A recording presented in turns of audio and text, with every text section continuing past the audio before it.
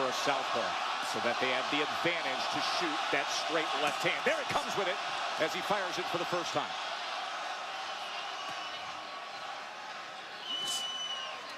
I wait on that power jab that Linares was talking about. Linares mentioned that all week long, the power jab.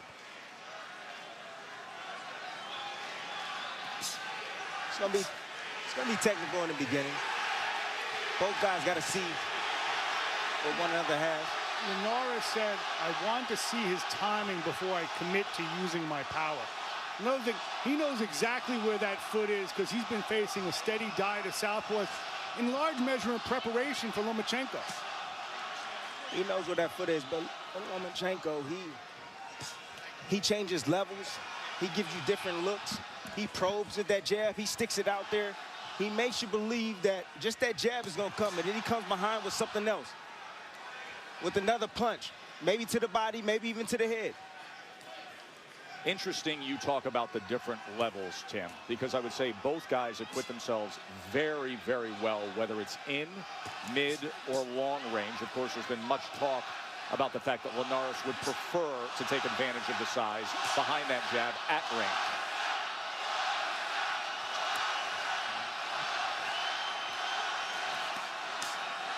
The chance for Loma have already started up here at MSG. But you look at Linares' head is staying right in the middle. Look at Loma. He gets that head off a line. Look, just like there. He gets that head off a line. Off the line. That's the firing range there.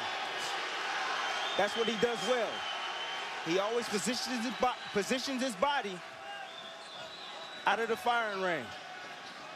That firing lane, that range, where you can be hit. Loma came in, tried to place a left hand to the body, and there was a little return fire with a right hand from Linares. Remember one thing as it pertains to range, Linares has a 3.5-inch advantage. He'd like to keep this on the outside. You can see across the shoulders as well, and that muscular back of Linares is just naturally the bigger man. And then you rehydrate after the weigh-in yesterday, and it's so noticeable.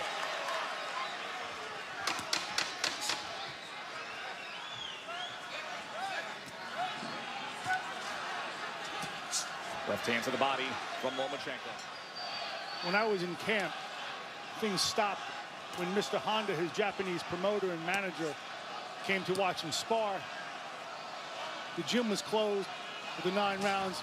And what Mr. Honda did afterward, forget managing, he trained him. And they spent a lot of time on the power jab and power shots in general. He was promoted exclusively for many years by Mr. Honda, Tokyo-based promotions, and then a co-promotional agreement in 2010 with Golden Boy Promotions. And give Golden Boy, Mr. Honda, as well as Top Rank, a lot of credit for what often doesn't happen in this business, crossing boxing's business and political lines to make the fight that fans want to see. That's what we have here. In this case, Mr. Honda was a respected peacemaker, and in essence a diplomat between the two camps. But why this really happened is because of Jorge Linares. This is what he sees as his signature fight, and he appealed to what's best in Lomachenko to make it happen. Good combination from Lomachenko. Touched him to the body and then split the guard upstairs. He appealed to what's best and most honorable in Lomachenko, saying, let's put aside politics. I'll tell my people to make this happen.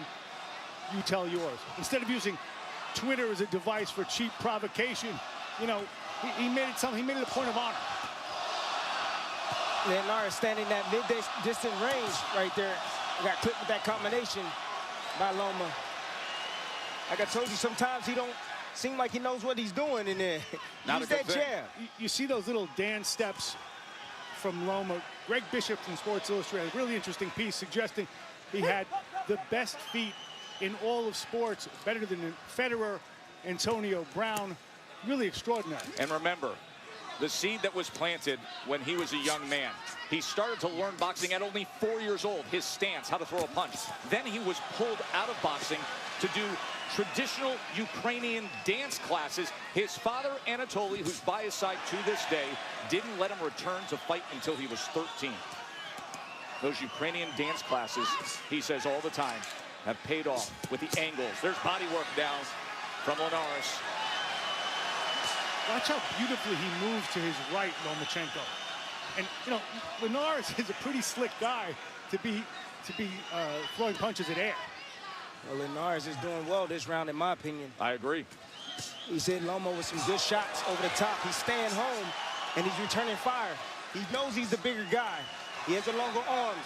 When Loma stays there a little bit too long, you see Linares step to him with combinations. See, here's the beauty of Loma as defensive prowess that we rave about like a Mayweather or Pernell Whitaker. A willingness to do that.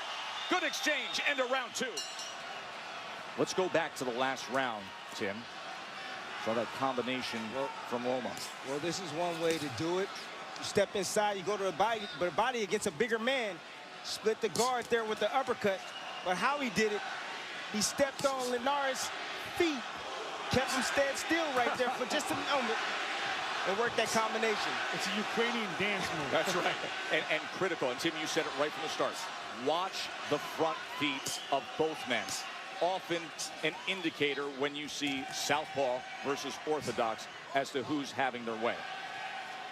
Watch for a clash of heads, too, because as we know, Linares is susceptible to cuts. In 8 different fights, he's been cut. Was cut back in January. Linares just threw an uppercut. That's a punch. That's a secret weapon that he has that I think could be very susceptible that Lomachenko is can get hit with or get caught with. He sometimes comes in the middle. If he can time him perfectly when he's attacking, he can hit him with that uppercut. Bernardo was just in the corner of Lomachenko. Bernardo, what can you tell us? Anatoly, his father, is actually quite concerned with the low blows that he sees Linares throwing and the rabbit punches. So he told Vasily, be careful with those 2 things. Tim, what do you make of that? I don't see any low blows that he's landed. Have you seen any low blows? Well, not that Ricky Gonzalez has called out, nor that Lomachenko has shown any effect from. There's been some work to the belt line, but nothing that has strayed beyond that. Here's a split the guard left hand from Lomachenko. Now he gets into the pocket, threw up the combination. Linares gets space on it. I'm surprised that Linares is actually just standing right in front of him. Comes in with a right hand against Lomachenko, blocked by the elbow. Slowly, you're going to see Lomachenko turn it up, find his spots and his moments, and break down that defense of Linares. Good example of you think he's there, and then all of a sudden he isn't there as Lomachenko goes out to the right. Mark, you said look for that. We see it. There's a left uppercut from Linares. Good body work and a combination from Lomachenko. He landed that left hand just under the right elbow of Jorge Linares. Loma's starting to turn it up. And as soon as Linares thinks he knows where he is, he disappears to the right. Lomachenko. Defensive master, but yet offensive-minded. The best of both worlds.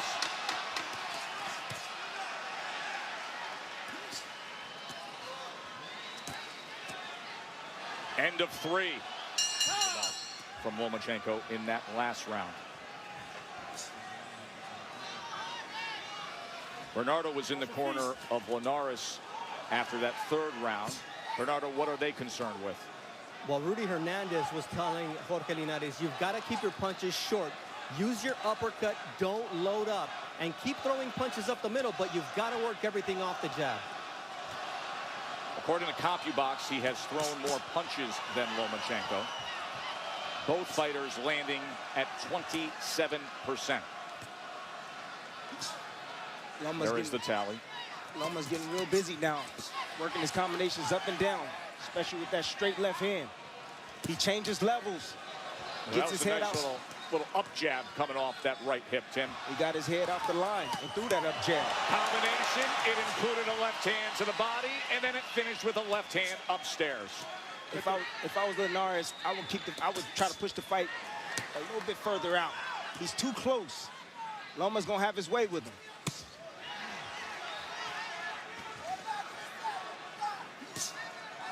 I wonder if Linares misses the voice of Ismael Salas, with whom he's 13-0. We went to England to train David Hay. Maybe it was a bigger payday or perhaps a lack of judgment. But Rudy Hernandez in his corner. Gonzalez is going to have to separate him. And the warning from the referee to Linares. Yeah, those were some dirty shots behind the head. That's called rabbit punching. That's illegal. Maybe Linares is getting a little frustrated. Well, that is one of the questions that is always needed to be answered against Lomachenko. Handling the frustration. Can Linares handle the pressure of Loma's mental warfare with the physical warfare with aplomb? Will he stay cool, stay to the plan as this crowd roars with the angles and moves of Lomachenko? High pace, moves around a guy. Ooh. There's a right hand from Linares. He timed him with that right hand. That was nice. And right back to the jab is Lomachenko.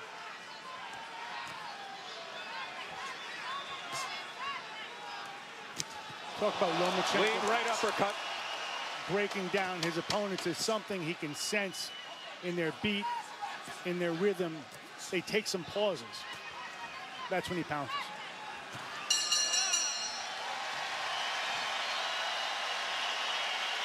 Great world title fight in front of us here. And come